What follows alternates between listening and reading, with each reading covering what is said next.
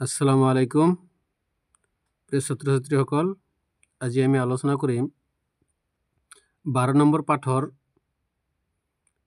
ৰাজুলু ও নামিৰুন গল্পটোৰ প্ৰশ্ন উত্তৰ।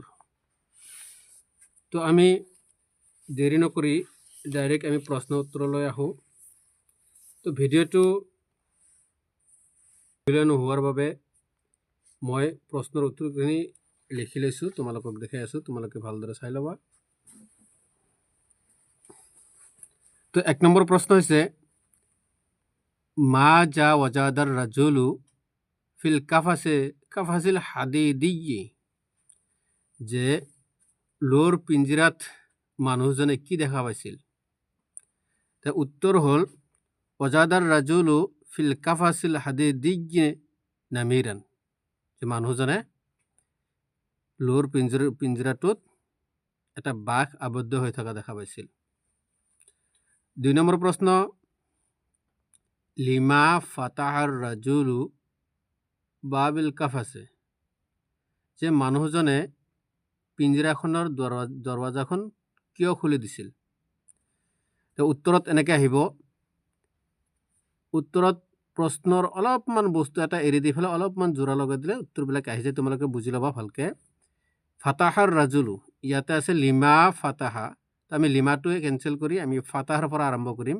ফাতাহাৰ ৰাজুলু বাবাল কাফাছে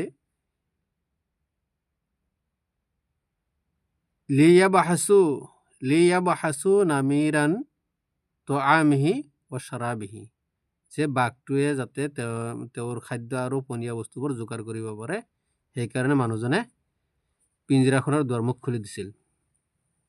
তো 3 নম্বৰ প্ৰশ্ন হ'ল মা যা ফাআলা নামিৰু বাদা ফাতাহা বাবাল কাফাছে, যেতিয়া পিঞ্জিৰাখনৰ দুৱাৰমুখ খুলি দিয়া হৈছিল তেতিয়া বাঘটোৱে কি কৰিছিল? ইয়াত আমি প্ৰশ্নটো আগৰ দৰে তেনেকৈ ঠিক মা যা শব্দটো কাটি দিম।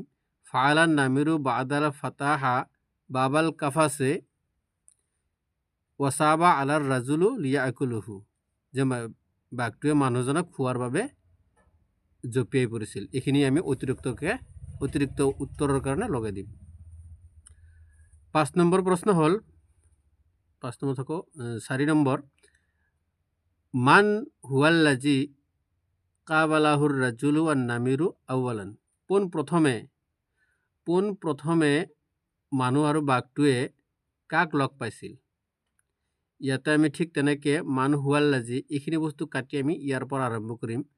কাবালাহুৰ ৰাজুলু আন নামিৰু আউৱালান, কাবালাহুৰ ৰাজুলু আন নামিৰু আউৱালান মা তোআইৰু, কাৰ সৈতে? এটা চৰাইৰ সৈতে লগ পাইছিল। পোনপ্ৰথমে মানুহ আৰু বাঘটোৱে এটা চৰাইৰ লগ পাইছিল। তাৰপিছত আহিল 5 নম্বৰ প্ৰশ্ন বিআইয়ি শাইইন ইয়াৰমাল আতফালু আশাশাত তয়ুৰে, যে ইয়াৰ অৰ্থ হ'ল ল'ৰা ছোৱালীবোৰে কেঁচুৱাবোৰে বাহাৰ পৰা চৰাইবিলাকক কেনেকৈ খেদিছিল, কিহৰ দ্বাৰা খেদিছিল? উত্তৰত আছে ইয়াৰমাল আতফালু আশাশাত তয়ুৰে বিল হিজাৰতে, পাথৰ মাৰি মাৰি। তো আমি ইয়াত অকল মূল বস্তুটো উত্তৰৰ পৰা আমি মূল বস্তুটো পাইছোঁ, বাকীখিনি আমি প্ৰশ্নটোৰ পাই আহিছোঁ। প্ৰশ্নটোৰ অলপমান বস্তু এৰি দি আৰু উত্তৰত অলপমান বস্তু লগাই দিলে উত্তৰটো হৈ যায়। গতিকে একেবাৰে সহজ আছে, তোমালোকে চিন্তা নকৰিবা। তাৰপিছত 6 নম্বৰ প্ৰশ্ন আছে লিআইয়ি সাবাবিন হাকামাত তাইৰু বিআইয়া আকুলান নামিৰুৰ ৰাজুলু, যে চৰাইটোৱে বাঘটোক মানুহজনক কিয় খাবলৈ হুকুম দিছিল বা ৰায় দিছিল? তো হাকামাত তাইৰু বিআইয়া আকুলান নামিৰুৰ ৰাজুলু লিয়ান তাকিমু, প্ৰতিশোধ ল'বলৈ। চৰাইটোৱে বাঘটোক মানুহজনক খোৱাৰ কাৰণ হ'ল মানুহজনৰ পৰা তেওঁ প্ৰতিশোধ ল'ব, সেইকাৰণে। তাৰপিছত 7 নম্বৰ প্ৰশ্নটো হ'ল মাল হাকিমু বিহি আৰনাবু শহাপহুটোৱে কেনেকুৱা ৰায় দিছিল? তো ইয়াতে উত্তৰ হ'ল আল হাকামুল হাকিমু বিহিল আৰনাবু বিআইয়া একুলান নামিৰুৰ ৰাজুলু, যে শহাপহুটো বাঘটোক মানুহজনক খাবলৈ নিৰ্দেশ দিছিল। তাৰপিছত ইয়াতে 9 নম্বৰ প্ৰশ্নটো হ'ল, ইয়াতে মোৰ অলপমান উলট পালট হৈ গৈছে। 9 নম্বৰ প্ৰশ্নটো 10 নম্বৰত আছে আৰু 10 নম্বৰ প্ৰশ্নটো 9 নম্বৰত আছে। গতিকে আমি 9 নম্বৰৰ এনচাৰটো আমি 10 নম্বৰত পাম। ইয়াতে চাবা, আইনা কুন্তা ৱাকাফান, আইনা কুন্তা ৱাকাফান, তুমি ক'ত ৰখি আছিলা? এই কথাষাৰ মান চাআলা হাজা চাৱালু অলিমান, এই কথাষাৰ এই প্ৰশ্নটো কোনে আৰু কাক কৰিছিল?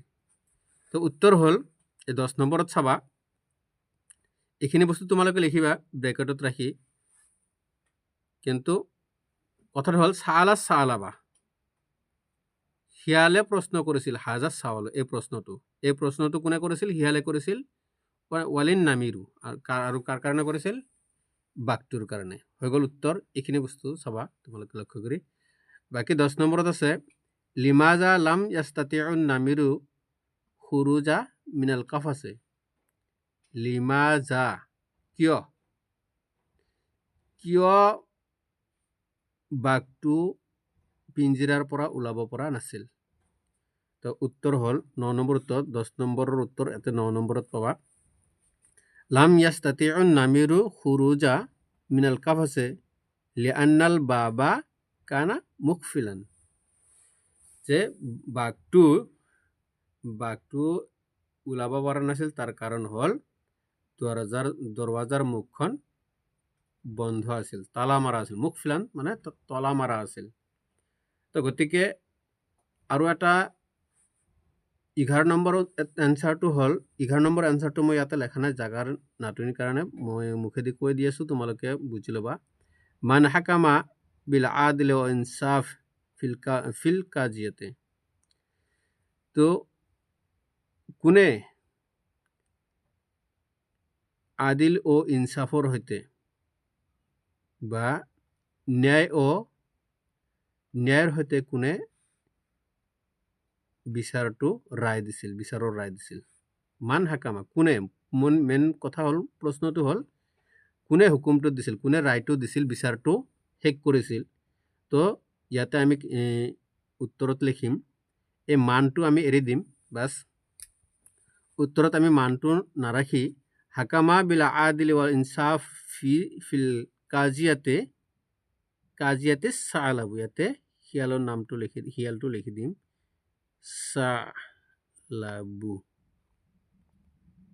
চালাবু লিখি দিলে এনচাৰ হৈ গ'ল।